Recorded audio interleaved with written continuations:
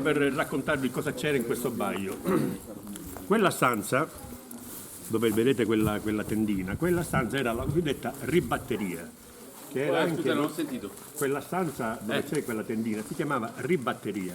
Era anche la stanza dello scirocco, perché è la stanza più fresca di tutta la masseria.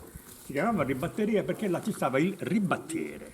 Il ribattiere era una figura fondamentale all'interno dell'attività sociale della masseria, perché era quello che gestiva la distribuzione di pane, olio e formaggio a tutti gli impiegati. Gli impiegati venivano pagati sia in denaro e in natura, cosiddetto a provenna, che era un modo di dire.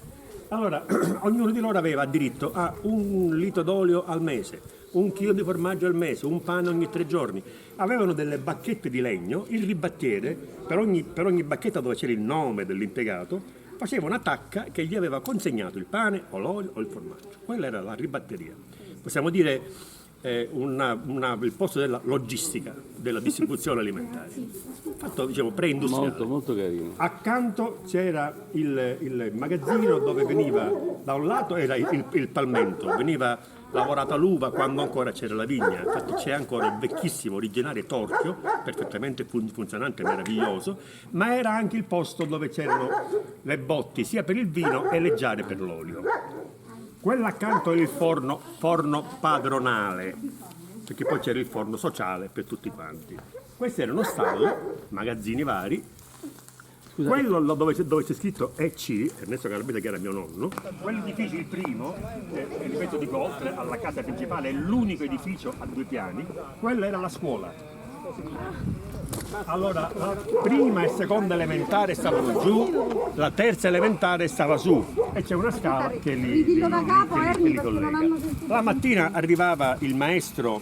Padre, devi ricominciare perché non hanno sentito. L'ultimo che mi ricordo era il maestro Bellavia, che arrivava con la sua lambretta, la posteggiava lì, andava a piedi e andava lì a fare le sue lezioni per la scuola dell'obbligo, che era fino alla terza elementare. E diceva, il figlio almeno me lo racconta, che era amico, il figlio è amico di Carascibetta, amico personale di Piera, mi racconta e mi diceva mio padre, io picciridda così felice, queste facce rosse non l'ho visto mai.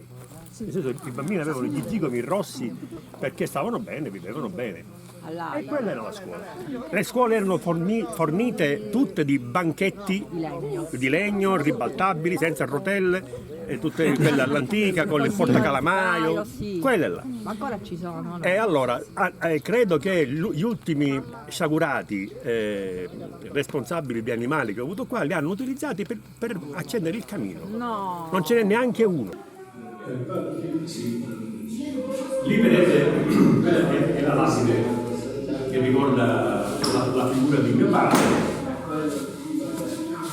Invece a destra c'è l'altra lapide che ricorda l'intervento ultimo, l'ultimo restauro che abbiamo fatto nel 2014. Io e mia sorella abbiamo sistemato la chiesa, fatto l'impianto nuovo, messo le catene. Questo crocifisso, se qualcuno di voi lo riconosce, è esattamente la copia originale però del crocifisso che c'è nella cattedrale di Nicosia. È lo stesso scultore, uno dei più famosi scultori di Cristi di tutto il meridione. Allora io ancora qua voglio fare un discorsetto. Noi siamo qui, grazie alla curiosità e all'insistenza del gruppo di lettura che ha letto il mio libro, che lo ha ritenuto interessante, guidato questo gruppo dall'organizzatore dell'associazione Sinacria.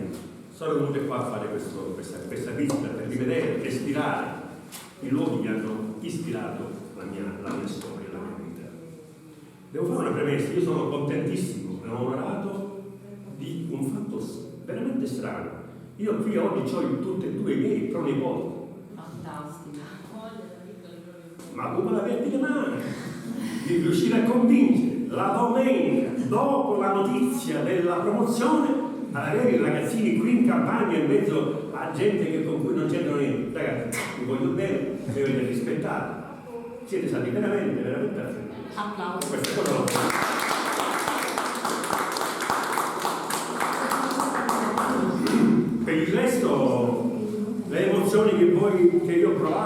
credo che voi l'avrete lette sicuramente nel libro, spero che le abbiate compreso fino in fondo e condiviso fino in fondo.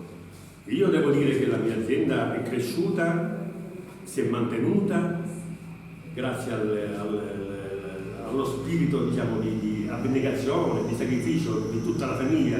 Metto anche mia sorella che mi ha sopportato e supportato. Oggi devo dire grazie a Peppe Raffaele, il ragazzo che da qualche anno che mi segue, che si occupa di tutto quello che sono le lavorazioni meccaniche, e da ora spero di aver fatto una scelta giusta, di aver messo dentro Calogero Savoca, detto Carlo Savoca, che ha una famiglia di persone che io conosco, che viene da San Teodoro, che ha promesso di occuparsi della campagna come meglio di me, anche perché gli ho detto c'è un adagio che se non funziona si incazza.